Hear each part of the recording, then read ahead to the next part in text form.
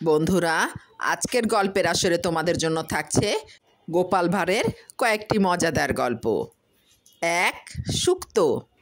এক ভদ্রলোক তার ৫ ছেলেকে সঙ্গে নিয়ে হাটে এসেছেন। ভদ্রলোক গোপালের পূর্ব পরিচিত।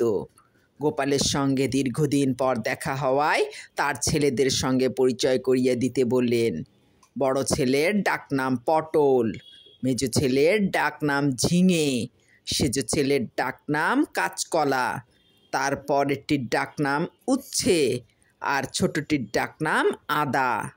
এ কথা শুনে গোপাল হাসতে হাসতে বলল, এভাবে আলাদা আলাদাভাবে না বলে একসঙ্গে সুক্ত বললেই তো ব্যাপারটা অনেক সহজ হয়ে যায়, তাই না? গল্প নাম্বার ২, মায়া কান্না। কিছুদিন হলো গোপালের বাবা মারা গিয়েছেন। পথে গোপালকে দেখে একজন সহানুভূতি দেখাতে গিয়ে বলল, তোর শয়তান বাপটা মারা যাওয়ায় আমার হাড় জুড়িয়েছে। তবে শয়তানই হোক আর বদমাইশই হোক, তুই পিতৃহারা হলি, সেজন্য তোর দুঃখে আমারও গলা ছেড়ে কাঁদতে ইচ্ছা করছে।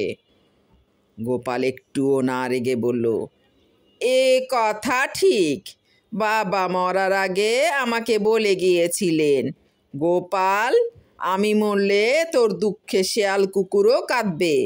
কথাটা যে কতখানি সত্যি তা আমি এখন বুঝতে পারলাম।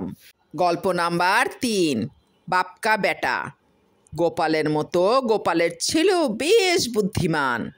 পাঠশালার পণ্ডিত মশাই একদিন গোপালের ছেলেকে পড়াতে পড়াতে বললেন, গোপালের পুত্র, এই কথাটি সংস্কৃতে কি হবে বলো? গোপালের ছেলে সঙ্গে সঙ্গে উত্তর দিল, নেপাল। গোপালের ছেলের নাম নেপাল। গোপালের পুত্র কথাটির সংস্কৃত জানা না থাকায় ভাবল, নিজের নামটায় বিসর্গ যোগ করলেই তো সংস্কৃত হয়ে যায়। পণ্ডিত মশাই বুঝলেন, পড়াশুনোই যাই হোক, বুদ্ধিতে কম যায় না গোপালের ছেলে। গল্প নাম্বার ৪, টাকা গোল। দুজনে বেড়াতে গিয়েছে, নানা রকম গল্প হচ্ছে। হঠাৎ মহারাজ জিজ্ঞাসা করলেন, টাকা কেমন জিনিস গোপাল? গোপাল বলল, মহারাজ, টাকার সবটাই গোল। কিরকম কিরকম? দেখুন মহারাজ, টাকা দেখতে গোল, টাকা পেতে গোল, টাকা দিতে গোল, টাকার সংস্পর্শে থাকলেও গোল, তাই ওই বস্তুকে সবাই ভীষণ ভয় পায়। গল্প নাম্বার ৫, নরানাং মাতুলক্রম। গোপালের মামা গোপালকে একদিন ঠাট্টা করে বলল, তোর কি বিশ্রী চেহারা রে, ভূতের চেহারাও তো তোর চেয়ে ভালো, আয়না একবার নিজেকে দেখেছিস?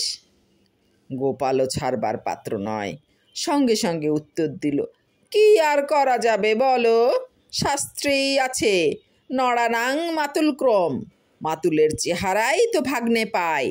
তুমি যেমন তোমার মাতুলের মতো দেখতে, আমিও তেমনি তোমার মতো দেখতে, তাই এর জন্য আমি আর কোনো আক্ষেপ করি না।